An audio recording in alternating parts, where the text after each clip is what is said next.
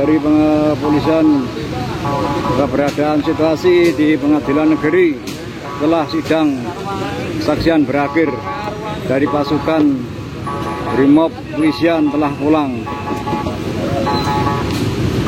Nih dari Polri, pasukan Polri.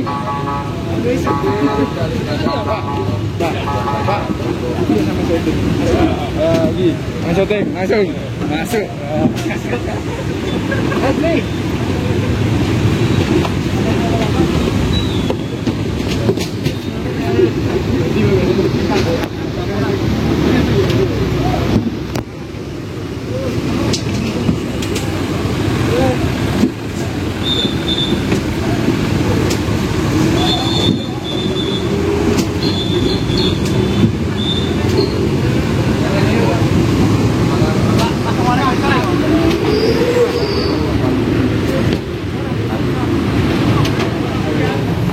Iya, beriringan waktunya di hari yang sama, dan dia malah ada lagi tambahan, dia interview dengan waktu yang berbeda dengan saksi yang lain. Jadi kita konfirmasi. Nah, kalau yang lain itu kan bercerita dia berjam-jam. Nah, tetapi menurut terdakwa Mas Beki, rata-rata kesaksian itu interview itu hanya 10 menit. Paling lama itu 10 menit interviewnya, dan itu dilakukan di teras Pondok Gubuk Terapi. Ketika kita tanya kepada saksi tadi, saksi mengakui peristiwanya memang seperti itu, bahwa dia diwawancarai, diinterview 10 menit. Jadi kita bingung juga. Dia menceritakan tentang peristiwa orang lain diperlakukan begitu, tetapi dia sendiri yang dia alami, pertama dia diinterview di teras sesuai penjelasan Mas Beki dengan saksi-saksi yang lain, yang tadi juga dijelasin. Yang kedua, waktunya 10 menit. Jadi tidak lebih pada 10 menit, itu artinya bisa kurang. Ada 5, ada 7, ada 10. Nanti kita cek saksi yang lain, mana yang benar.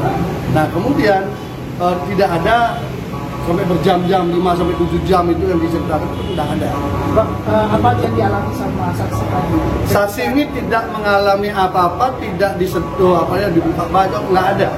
Tapi dia hanya menyaksikan bercerita panjang lebar tentang orang lain yang menurut dia jadi korban. Jadi saya nggak ngerti, sampai saya tanya, kenapa Anda tidak diperlakukan seperti yang Anda ceritakan itu orang-orang lain itu?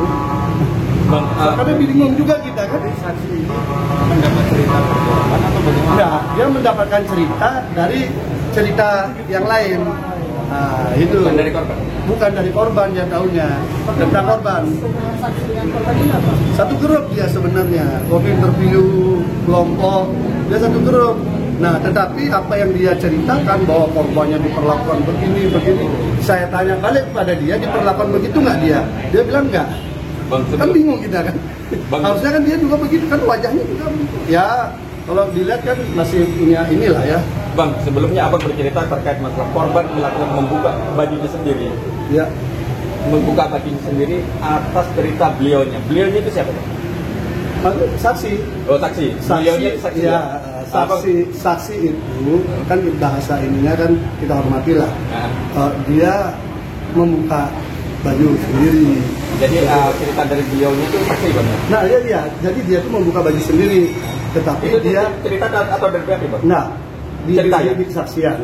Di BAP juga ada. Bukan di BAP, di dakwaan juga disebutkan juga. Di BAP ada juga.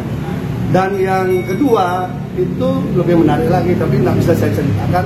Tetapi untuk memasukkan peristiwa ini menjadi peristiwa pemerkosaan sangat tidak masuk akal.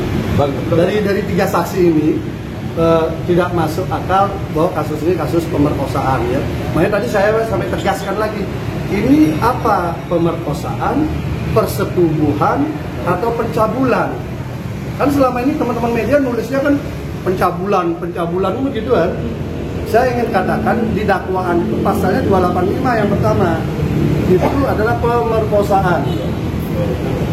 Tetapi dari peristiwa yang ada mungkin bisa diriset apa saya yang salah.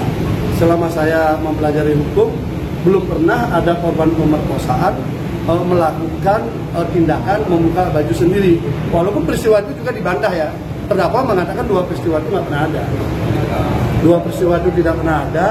Tapi korban mengaku bahwa ada dua peristiwa, yang dua-duanya dia melakukan itu atas perintah buka, tapi satu pun tidak ada kancing yang lepas. Bang, abang sebelumnya kan udah menekankan ada fakta kalau korban itu hanya satu dan faktanya korban itu hanya membuka baju sendiri jangan sekar ya Pak.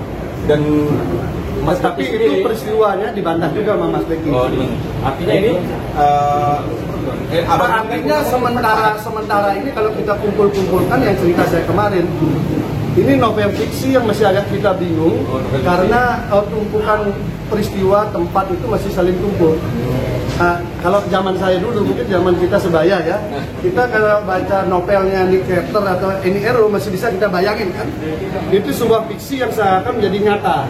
Nah ini seakan-akan nyata tapi ini fiksi gitu loh untuk saat ini ya, tapi kita dengar dulu masih ada 37 saksi dari mereka. Ini satu ya kan kita eksplorasi pertanyaan itu kan, karena saksi ini lebih banyak bercerita tentang berbagai hal yang tidak ada kaitan dengan dakwaan, sehingga kita potong-potong juga ya, jadi kita potong-potong juga karena yang kita perlukan kan dakwaan jaksa ini memenuhi syarat atau tidak atas satu korban ini, kemudian ada dua peristiwa kan, itu aja sebenarnya. Tapi ya untuk sementara ya, untuk skor sampai 3 saksi ini lebih nyata membayangkan novelnya Nick Carter atau Eni Ero daripada kisah ini gitu. Kalau yang dia mungkin masih beda zaman. Oke, makasih Bang. Ya, makasih ya. Ya lumayan, mohon maaf nih kami malu.